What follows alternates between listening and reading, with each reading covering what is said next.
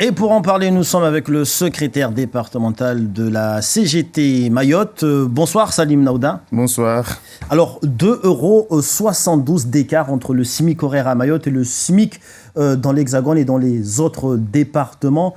Comment est-ce possible et comment peut-on corriger cela ? Mais déjà, pour commencer, je tiens à apporter ma solidarité aux grévistes qui sont dans les luttes à l'heure actuelle chez Somiva. Et j'espère que nous allons converger vers des luttes convergentes d'ici la rentrée, justement pour dénoncer l'ensemble de ces discriminations que subissent les salariés de Mayotte.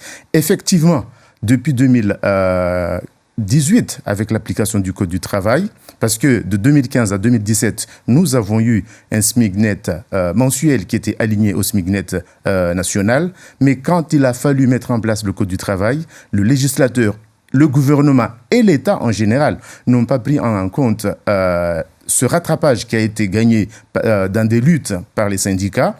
Et depuis, nous voyons à chaque fois qu'il y a des évolutions au niveau national, ils tiennent compte de l'inflation nationale pour arrêter le SMIC en général. Et malheureusement, à chaque fois, pour l'évaluation du SMIC de Mayotte, on tient compte d'on ne sait quoi. Mais en tout cas, on est beaucoup en dessous et en deçà de ce qui s'applique au niveau national. D'ailleurs, vous avez évoqué une différence de plus de 2,60 €. Ça, c'est inadmissible. Donc, il y a des mesures. D'ailleurs, c'est ce qui a été dit par mes camarades qui sont intervenus récemment. Il faut qu'il y ait une réunion de la commission consultative du travail parce que le Code du travail le permet pour que le préfet, avec le gouvernement, arrête un autre taux qui tiendrait compte de l'inflation à Mayotte. Donc là, on lance l'appel.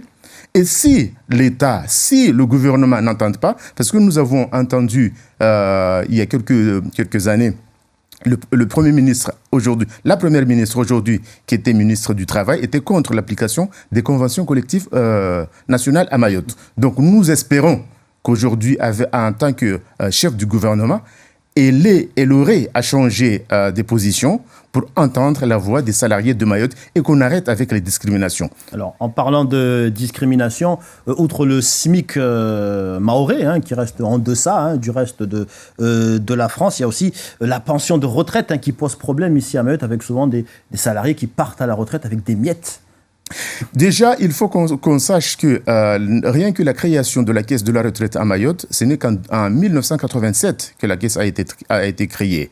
Les trimestres, beaucoup d'entre ceux qui partent à la retraite aujourd'hui, les trimestres n'ont pas été comptabilisés.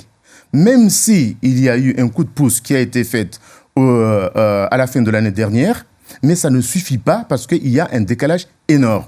Il y a un bon travail qui a été fait par le Conseil de la Caisse de sécurité sociale et les équipes de la sécurité sociale avec des hypothèses. Nous demandons à ce que l'État, à ce que le gouvernement nous entende sur ça. Une proposition qui a été faite dans le cadre de la loi Mayotte, qui n'a pas d'ailleurs abouti, tant mieux.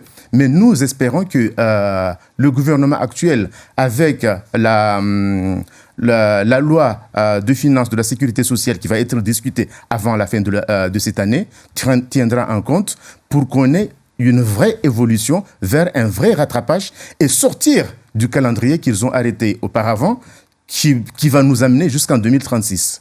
Salim Naouda, merci d'avoir accepté de répondre à nos questions. Merci.